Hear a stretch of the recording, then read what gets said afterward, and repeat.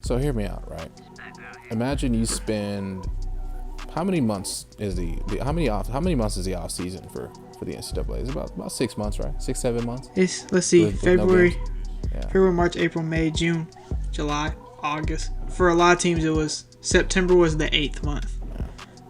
So we'll So like for Georgia, months. September was the 8th month. Yeah, so we'll say 8 months, right? You get 8 months to get in the gym, work on a new game plan, work on some new plays, rebuild your team, make them look different, right? Give a new, give them something new, right?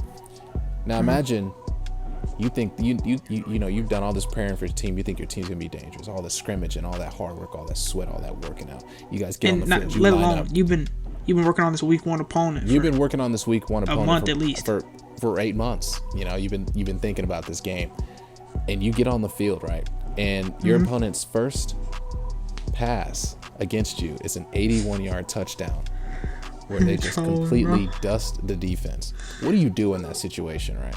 Because obviously Miami knew they were playing. Like Miami. Well, you rethink your whole season.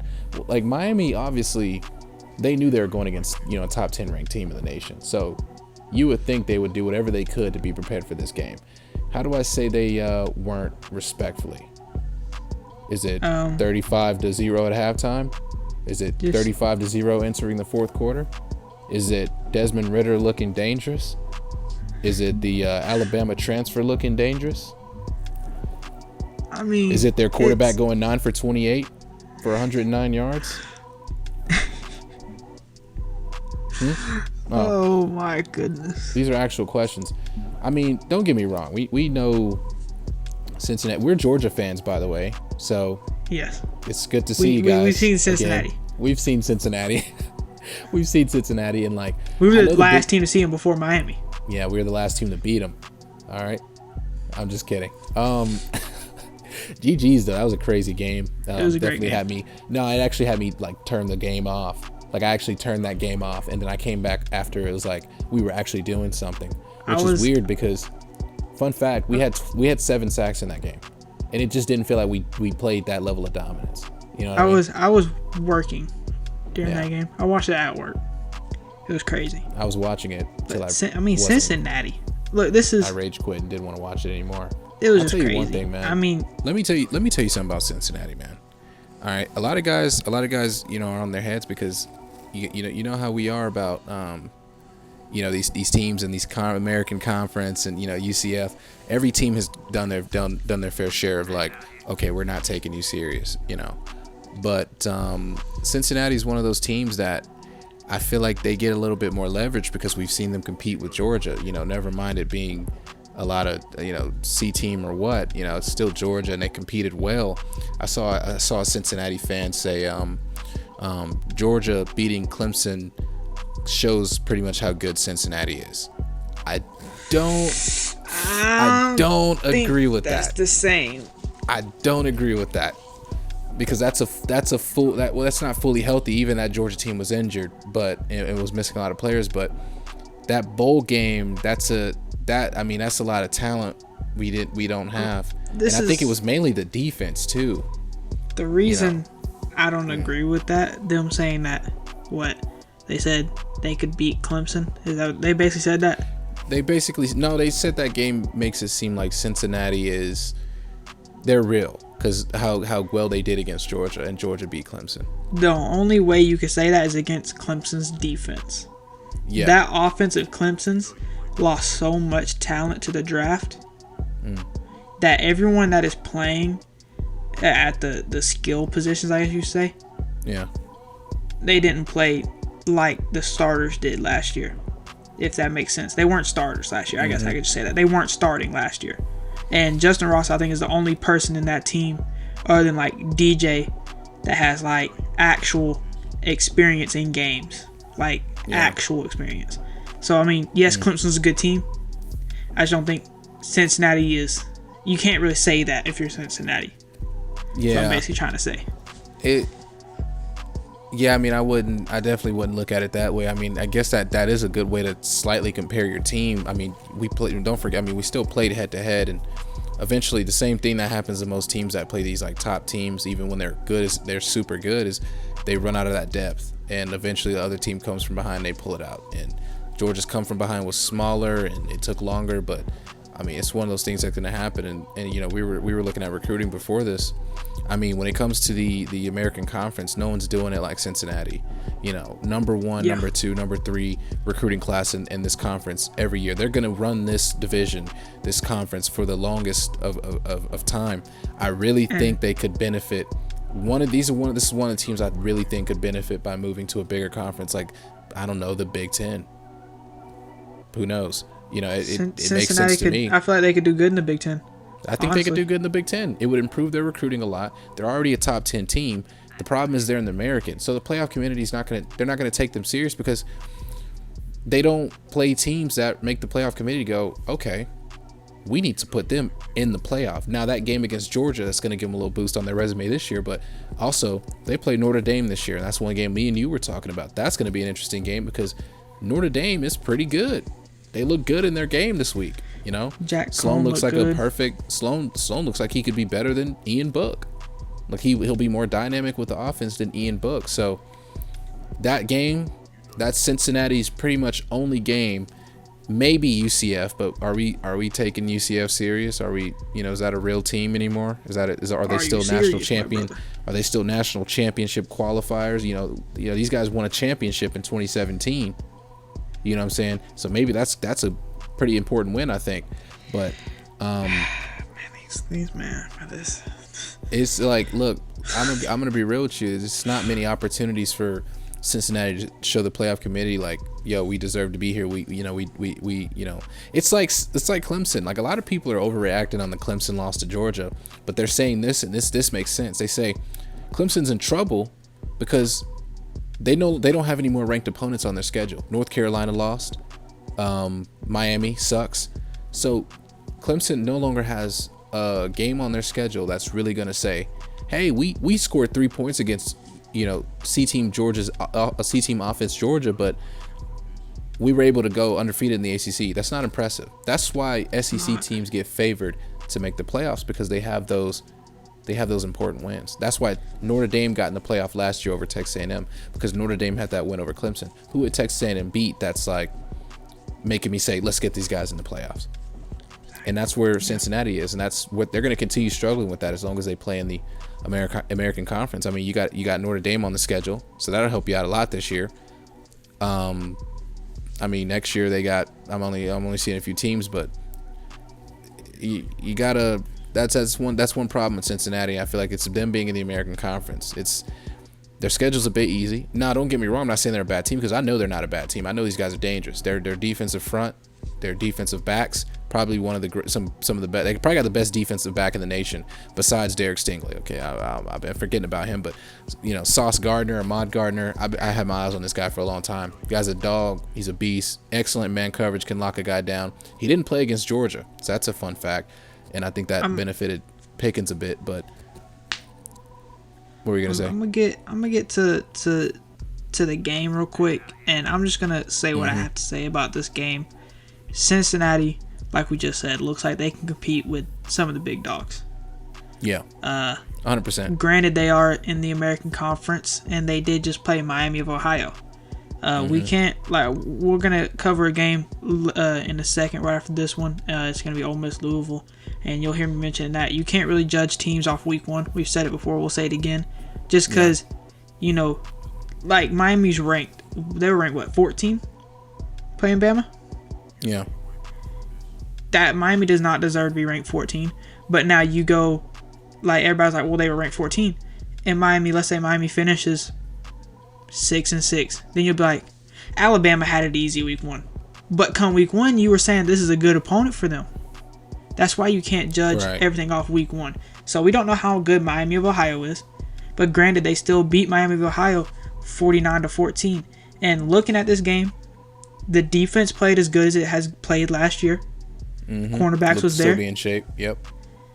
I think the best improvement for this team, Desmond Ridder obviously improved over the offseason, but that offensive line was good at protecting Desmond Ridder enough as he needed it. As in, they would pass block, and if he couldn't get it down the field, he would move outside the pocket because he's very talented on his feet and get the ball down the field. There was a lot of deep passes, especially in the first half for Ridder and the first play of the game. And I'll tell you, man, that's like how long was the touchdown or something? I don't know. He threw first play of the game, 81-yard touchdown. I mean, the offensive line improved. Their outside run game was really good. But, I feel like they could really compete, just like you said, in the Big Ten. I feel like they can compete with teams like Illinois, Nebraska. Yeah, I mean, if they keep their defense as good as they are, I mean, they could do some damage to, like, Ohio State. If they can keep a quarterback who can, be consistent. I mean, we may be sleeping on Desmond Ridder because he's right now projected to be like a first to second round quarterback in the draft. So definitely don't sleep on his talent, his abilities. I mean, this is nothing new to me. We saw him against Georgia's defense. He still played good, but obviously not great enough to pull out that win. And I mean, can we just talk about the Alabama transfer? You know what I'm saying? Jerome Ford, he looked to be that guy. He played amazing. Yeah, I mean, if you can, any way you can get a throwaway player off Bama, take it. I mean, we got some Clemson throwaway players on our roster. We need it. We beat Clemson. And we beat Clemson with them. So I'll tell you, man. Anyway, we got a West Virginia throwaway on our roster. We will take it. Anyway, I don't think he was a throwaway. He was their best player. He was like, I don't want to play for West Virginia no more. I mean, Deion Kendrick was their best corner, so he's not a throwaway either. It's just it's a statement of term. Take it's just like he left. Come on. Yeah. I mean, he left. He gone. Yeah, I mean, I think Deion Kendrick just got released from the team, but I'm pretty sure Jerome Ford left because he wasn't getting play time. I mean, look at their back room. You know what I mean? You waste your career there. You don't have much. You don't have much. I mean, they started a dude that had to wait 4 years for his chance. Yeah, I mean, this guy looks like he's a real deal. I mean, if a guy was able to go to Bama, he's obviously going to be a top talent. Nick Saban don't miss. So this guy's a junior. Still got a year, 2 years. Probably going to play 2 years. But he looked to be a real deal, man. He has some impressive runs. Only 12 carries, 121 yards, 10.1 average. They're going to need that. They're going to need that dominant run game. They're going to need Rattler to be as good as he played this game. They're going to need him to continue to do that. I think this team could upset Notre Dame. Don't get me wrong. I definitely think this can happen. Seeing how Florida State came back, I definitely could agree that Notre Dame's going to have a challenge with this team. And the problem with the Florida State is they tried to start a quarterback who was simply not good. If Mackenzie Milton plays that full game, Florida State wins that game. We talk like Cincinnati's gonna have their quarterback. We didn't watch the game. We were busy doing something. We weren't watching the game. Yeah. And when we got to around, no, we didn't watch it, but when we got to around checking up on the game, it was Notre Dame was dominating, weren't they? They were dominating. And then it was a blowout. I told you, I was like, they went to overtime and Notre Dame won by a field goal. And you're like, how? And I said, they put Milton in and he brung this team back. And me and you both said if they started Milton the whole game, they win that game. They win that game. I mean, I'm surprised they even went to overtime. It was like a 10-point lead for Notre Dame late in the fourth. It was like 20. That was crazy. Not in the fourth. Not in the fourth quarter, I don't think. But at one point, I think they had a 20-point lead. I mean, it's just like that. What we say, every team's like a quarterback away from being good. I mean, Cincinnati has a good quarterback. They definitely got an offense that can put up some points. Desmond Ridder's got to be he's a threat for this offense. Remember, when we make our quarterback video later this year, he's gonna be in that video.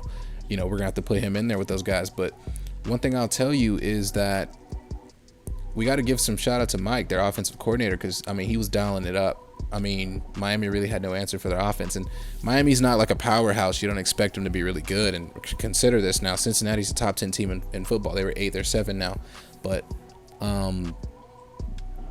they got some stuff cooking up, man. They got a dangerous defensive back front, and it just starts with Sauce / Ahmad Gardner. They got their replacement at quarterback. He's a 4-star, Evan Prater. Mm-hmm. So I mean, they got the quarterback in the back room whenever Ridder leaves the season. Because, I mean, we've said it before. He's leaving. He has a first-round grade. Most likely, he's going to leave. So, I mean, I expect this team to compete this year, next year, the year after. I'm being serious. I think I'm taking that very seriously. They could compete in the Big Ten. If Cincinnati joined the Big Ten, they could compete easily. They could literally compete in the Big Ten. I don't see a reason they couldn't. If they can keep their defense as dominant as they are now. The only problem is, once again, recruiting. You gotta get that depth. Now, don't get me wrong; they're getting good enough recruits to compete in the American, but they don't have the depth, and it's gonna expose you every single time. We may see it against Notre Dame. They'll start off hot, and then Notre Dame's gonna push off because they have that. They're gonna have that recruiting depth that Cincinnati's not gonna have. I think that I'm not saying that's going to keep them from winning. I think if they join the Big Ten, that's a potential error. Their recruitment will for sure hit a spike. They'll grow dramatically in recruiting. Yeah, 100%. Just because right now they're just getting a lot of 3 stars mainly. They get a couple 4 stars maybe, but exactly. You definitely want to improve those numbers. You pitch one piece of information to them. You're like, hey, you're getting exposure on TV. You're in the Big Ten now. You automatically get a couple more players just like that. And, I feel like, honestly, if they beat IU, Notre Dame, I feel like the only other teams that could really compete with them would be Tulane, and I honestly think that's it. If they beat Indiana, Notre Dame, and Tulane, this team could be undefeated. Yeah. I mean, remember, Tulane really exposed Oklahoma's defense. Cincinnati has a defense. I really don't think Tulane will really wreck them like that. Now, their offense did look good, but once again, Oklahoma's defense may just not be as good as we thought they were. You never know what you're going to get from UCF. They got a new coach in Gus, so that could be Gus interesting. looked good for his first game. He could be building something with UCF that we don't know about. National so, I mean, champs. this is, I expect them to do good again this season, but, I mean, I think their season really starts with Notre Dame. They're going to beat Murray State next week. That's easy. Murray State former, who went to Murray State? Who? Ja. Oh, yeah, Ja Morant did. Ja Morant. Oh, wow. Ja Morant, yeah. Murray State. Oh, my goodness. He might show. I don't know. He's not paying attention to that game, but IU is a trap game as well. Keep an eye on that one. But Indiana didn't play well they get to against Iowa, so Cincinnati's probably gonna run all over IU. They should run over them. It's a home game. It's really it's a away game. That Notre Dame game is gonna be interesting, and I legit seen it. We have a very interesting game this week too. If I can find it again, it's Iowa and Iowa State. 10 versus 9. My playoff sleeper. You got Iowa State making the playoff. Yep. So what was it? If they make the playoff, I gotta buy an Iowa State jersey. Yeah, or buy like Brock Purdy jersey. Yeah. I mean, post it on our social media. Oh yeah. Interesting. Here we got Oregon, Ohio State, Iowa State. That's really all this week. I'm gonna be honest with you. I'm not seeing interesting games. If Cincinnati beats Notre Dame, that could be a stamp to maybe sneak them into the playoffs. I don't know. I'll tell you one thing. I think they'll win enough to get a New Year's Six bowl game again, and they'll definitely play a team maybe not Georgia. I don't think they want to see Georgia this year, respectfully. Georgia's kind of dangerous, but if Clemson misses the playoffs, that could happen. Look, I want to talk about that. I want to make a quick talk about that. I told you Clemson could lose 2 games. After their weak showing against Georgia, I feel like it's not that hard to believe that anymore. I'm not saying they're just trash. Yeah. I'm not saying they're trash. But I feel like the way their offense played, it's definitely possible early on in the season. I don't think it's going to happen late in the season. Well, a lot of those teams in the ACC aren't going to have the defensive line that Georgia has. Now, don't get me wrong. It's definitely more believable now. I didn't expect them to score 3 points. So now that's the big problem with Clemson is like, bro, did you seriously just score 3 points? You know what I'm saying? Like, you're supposed to have the next man up, and you scored what? That don't make sense to me. But we were talking about how dangerous it's Clemson. DJ was. They'll get better. They'll get better. I mean, he's still dangerous. He's still dangerous, but I'm not gonna say he's dangerous, but they're definitely gonna work on that, and he's gonna get better. And I see them. I see them doing some dangerous stuff. They'll get better. I'm telling you, this not. If we play them, this Clemson team's gonna be 100% different when the playoffs come around. When the ACC championship comes around, be honest with Clemson you. At their final I think form. this Clemson team's gonna be different, completely different by week 4. Yeah, I mean, his dad was sweaty. Guy called him a cheerleader. Come on. Cheerleaders don't win. I remember that. Cheerleaders don't win. Cheerleaders don't win 2 national championships, man. Because if that's the case, then I need Kirby to start dancing on the sidelines. You know what I'm saying? Grab some pom poms. I don't know. He be in that locker room turn. I'm desperate. He be bringing Quavo in there. That's not good enough. That is not good enough. Oh my goodness. I want a natty. You see Cincinnati making it to the playoff? If they win out? If they win out, oh yeah, 100%. You beat Notre Dame.